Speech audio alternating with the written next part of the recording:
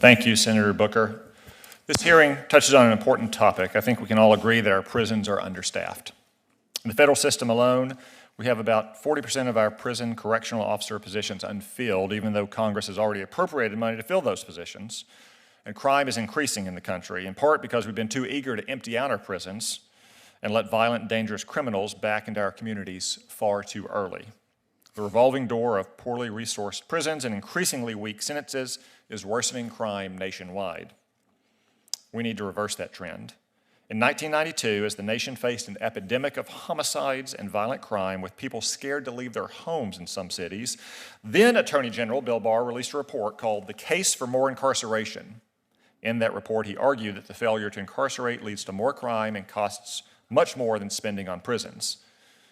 He was right then, and he's right now. And as Congress spent more on getting tougher on crime and setting up sufficient prison space, crime rates dropped dramatically.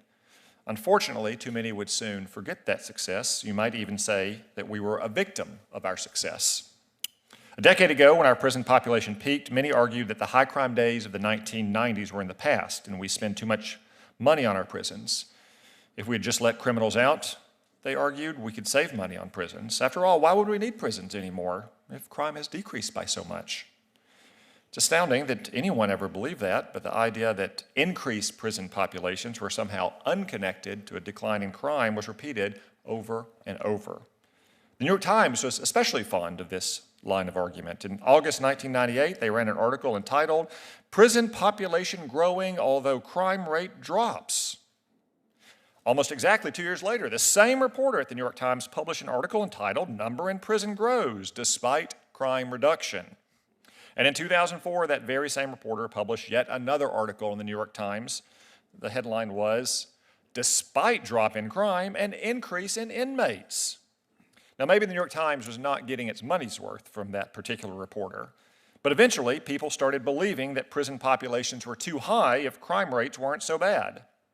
And over the past decade, the total state and federal prison population in the United States has dropped by more than 20%. In the federal system alone, it's decreased by 30%. And as prisons started to empty in 2014, not surprisingly, violent crime rates shot up nationwide by more than 10% in just 2 years. In big cities, the change has been even more dramatic as reduced prison populations combined with depolicing and so-called criminal justice reform measures to weaken penalties for committing crimes were adopted. A study from Iowa State University researchers in the early 2000s ran the numbers to find out how much crime cost our society. Each armed robbery, every single one, cost society more than $335,000. The University of Chicago study similarly found that an armed robbery cost hundreds of thousands of dollars to society. These aren't just the immediate costs to the victim, like replacing stolen property and getting medical treatment after an assault, or paying for the funeral if someone dies.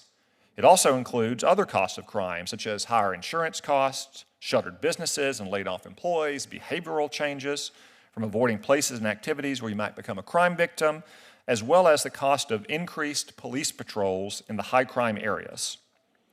The University of Chicago study put the total cost of crime in the United States at around $5.76 trillion per year, which means that the state and federal prison costs only about 1% of the total cost of crime. So we should be spending more, not less, because we have an under-incarceration problem in this country.